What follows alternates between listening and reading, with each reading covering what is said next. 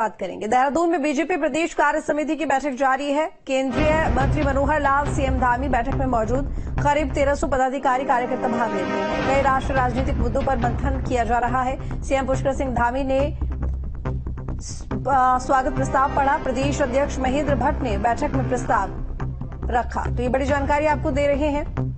बता दें कि देहरादून में बीजेपी प्रदेश कार्य समिति की बैठक जो कि जारी है। केंद्रीय मंत्री मनोहर लाल, सीएम धामी बैठक में मौजूद हैं। करीब 1300 पदाधिकारी और कार्यकर्ता भी बैठक में भाग ले रहे हैं। कई राष्ट्रीय राजनीतिक मुद्दों पर मंथन किया जा रहा है। सीएम पुष्कर सिंह धामी ने स्वागत प्रस्ताव पढ़ा है। प्रदेश अध्यक्ष महेंद्र भट्ट भी बैठक में मौजूद हैं, जिन्होंने प्रस्ताव रखा है। तो बता दें आपको कि मुद्दे तो कई हैं जिन पर विचार विमर्श होगा, लेकिन इसके साथ ही उत्तराखंड की अगर लोकसभा चुनावों की बात करें तो वहां पर 500 सीटों पर बीजेपी ने हैट्रिक लगाई थी और वहीं अब उपचुनाव में जो हार हुई है उसको लेकर मंथन होगा।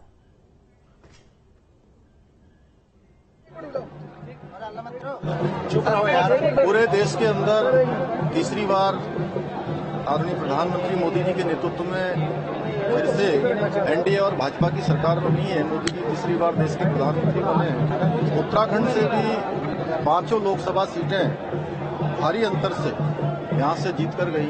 सभी कार्यकर्ताओं का धन्यवाद, जनता का धन्यवाद है। और आगे की जो योजनाएं हैं, संगठन की होने वाले कार्यक्रम हैं, उन सभी पर चर्चा होगी। पूरे उत्साह और उमंग के साथ हमारे सारे कार्यकर्ता यहां से जोश का मंत्र लेकर जाएंगे, उत्साह का मंत्र लेकर जाएंगे। तो अजीत सिंह राठी इस वक्त हमारे साथ में जुड़े हुए हैं ज्यादा जानकारी के साथ में। अजीत, तो उत्तराखंड में कार्य समिति की बैठक चल रही है जिसमें तमाम बड़े पदाधिकारी, बड़े नेता मौजूद हैं। फिलहाल ये जो बैठक चल रही है बेहद महत्वपूर्ण तो है, लेकिन क्या क्या मुद्दे हैं, कौन कौन से बिंदु हैं जिनको लेकर चर्चा होगी?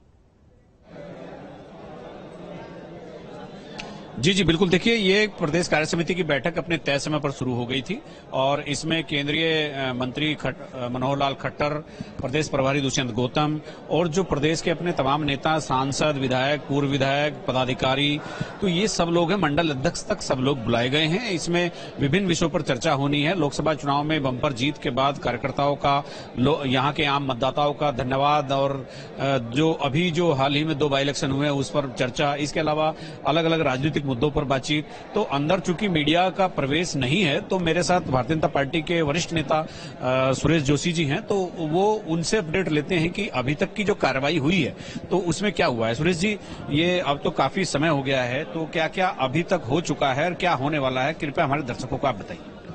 नहीं, पहली बात तो ये है कि भारतीय जनता पार्टी ने अपने कार्यकर्ताओं के माध्यम से पूरे प्रदेश की जनता को एक सादर धन्यवाद दिया है कि आपने 5 की 5 लोकसभा सीटें भारतीय जनता पार्टी की इस प्रदेश से जिता के दी हैं। और एक ऐतिहासिक काम हुआ है 2014, 2019 और 2024 के चुनाव में। तीनों बार मतलब मैं कह सकता हूं कि जो हमारी प्रमुख विपक्षी पार्टी है उसको भारतीय जनता पार्टी ने सिपर पे खड़ा किया। 5 की 5 लोकसभा बीजेपी जीती है और इसके लिए हर कार्यकर्ता को, जो मंडल स्तर से कार्यकर्ता आया है या जो बूथ स्तर से भी कार्यकर्ता कई लोग आए हैं, उन सभी को पार्टी के नेतृत्व ने एक तो उनके कार्य के लिए जो उन्होंने अपने अपने मंडलों में और अपने अपने क्षेत्रों में काम किया उनको धन्यवाद ज्ञापित किया है।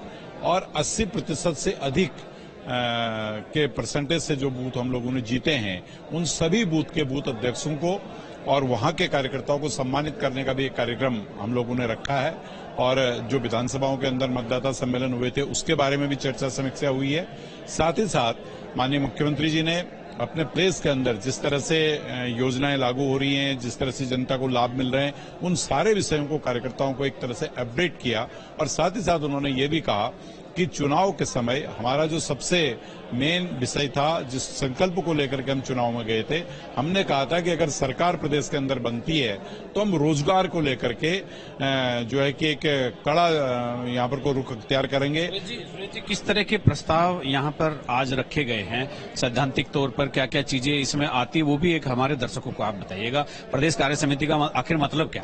देखिए, प्रदेश कार्य समिति में मूल रूप से क्या है कि जो विगत इससे पहले की जो कार्य समिति हुई है उसके से हम लोग आगे बढ़ते हैं। इससे पहले की जो कार्य समिति हमारी शुरू हुई थी तो रिलेटेड टू इलेक्शन ही थी, तो इलेक्शन को लेकर के विषय आए थे। तो आज हम जीत गए तो सारे हमारे देश के अंदर, प्रदेश के अंदर सरकार बन गई, तो उसी को हम लोगों ने सिरे को आगे बढ़ाया है। तो उसके साथ साथ ही जो है कि जो केंद्रीय मंत्री हैं अजय टम्टा जी, उन्होंने आगे क्या संरचना हमारी केंद्र की बननी है, रोड मैप हमारा अगला क्या होना है, उसमें जैसे सड़क का विषय है, पानी का विषय है, बिजली का विषय है, ये टूरिज्म स्टेट है, टूरिज्म में जो है कि हम लोग केंद्र से क्या क्या देने वाले हैं, इन सारे विषयों पर कार्यकर्ताओं को अपडेट उनके द्वारा किया गया है। और जैसे मैंने कहा कि मुख्यमंत्री जी के द्वारा अपडेट किया गया कि हमने क्या क्या इस प्रदेश के अंदर क्लिक किया गया, ये बेसिक करके मैं कह सकता हूं कि प्रस्ताव के रूप में ही है कि जो प्रदेश की सरकार ने जो काम किया है और केंद्र की सरकार ने जो पिछला काम किया, जो आगे करने वाली है, इन दोनों प्रस्तावों पर अभी चर्चा हुई है। अब इसके बाद जब हमारा आफ्टर मतलब जो लंच होगा, उसके बाद का जो हमारा राजनीतिक प्रस्ताव आएगा, उस राजनीतिक प्रस्ताव में वर्तमान जो परिस्थितियां प्रदेश की हैं, उन परिस्थितियों में हम लोग चर्चा करेंगे और उसकी ब्रीफिंग भी आपको करेंगे कि हमने उसमें क्या क्या किसके विषय में चर्चा की, कि जैसे आगे आने वाले स्थानीय निकाय के चुनाव हैं, जिला पंचायतों के चुनाव हैं, कोऑपरेटिव्स के चुनाव हैं, इसमें भारतीय जनता पार्टी की क्या रणनीति बनी है। तो इन तमाम विषयों पर आगे चर्चा होगी। लेकिन अभी जो चर्चा का फोकस था कि किस तरह से केंद्र की सरकार ने और प्रदेश की सरकार ने, दोनों सरकारों ने अपने अपने कार्यकाल में क्या क्या योजनाएं प्रदेश पर संचालित की है और आगे क्या क्या बेनिफिट हम जनता को देने वाले हैं, उन सारे विषयों पर कौन कौन सी योजनाएं चालू होंगी। जैसे मैंने जिक्र यूसीसी का किया कि हम बहुत जल्दी यूसीसी लागू करने वाले हैं।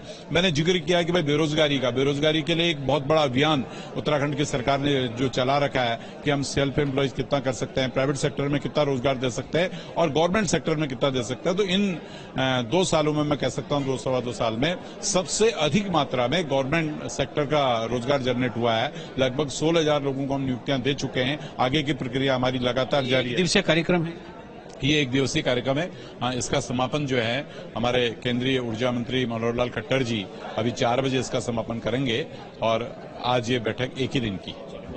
तो देखिए, सुरेश जोशी जी ने बहुत विस्तार से बताया है कि किस तरह से पार्टी के कौन कौन से प्रस्ताव अभी भोजनावकाश से पहले आए हैं, उसके बाद क्या कार्रवाई होनी है, कार्यकर्ताओं को बूस्ट करने के लिए कौन से कार्यक्रम आ रहे हैं। इसके अलावा राजनीतिक और आर्थिक प्रस्तावों पर जो बातचीत होनी है या हो गई है।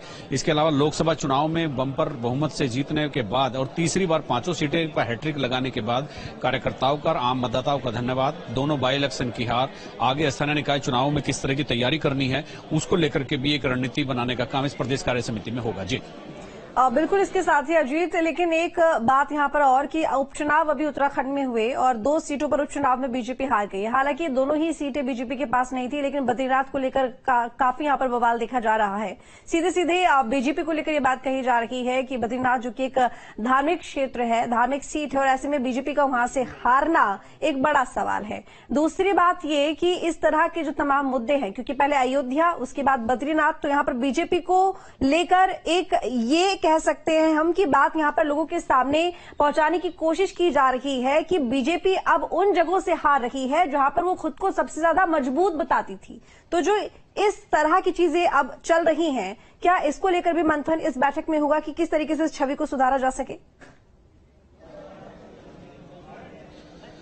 जब राजनीतिक विषय पर बात होगी भोजनावकाश के बाद, तब बाई इलेक्शन की दोनों हार का भी जिक्र होगा, उस विषय पर भी चर्चा होगी। कौन क्या कहता है, क्या नहीं कहता है, इस बात पर तभी चर्चा होनी है। और दूसरी बात, बद्रीनाथ का चुनाव हार जाना, भले ही भाजपा इस बात को कहे कि ये सीट उनकी नहीं थी, वहां से सिटिंग विधायक कांग्रेस का था, लेकिन वो विधायक सामान्य नहीं था। वो विधायक अपनी विधायकी छोड़ करके आया था लोकसभा चुनाव से पहले। वो वहां से निर्दलीय भी जीत चुके हैं राजेंद्र भंडारी।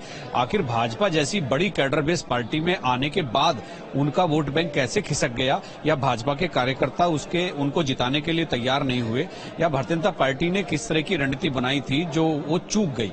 तो ये एक देखने वाली बात होगी। ये कहना केवल अपने आप को उत्तर देना है कि वहां हमारा विधायक नहीं था। जब आप चुनाव लड़े, जोरदार तरीके से लड़े, सबसे बड़ी पार्टी है, सबसे ज्यादा संसाधन है, मंगलौर हो चाहे बद्रीनाथ हो, दोनों जगह हार हुई, तो इस पर भी बातचीत तो जरूर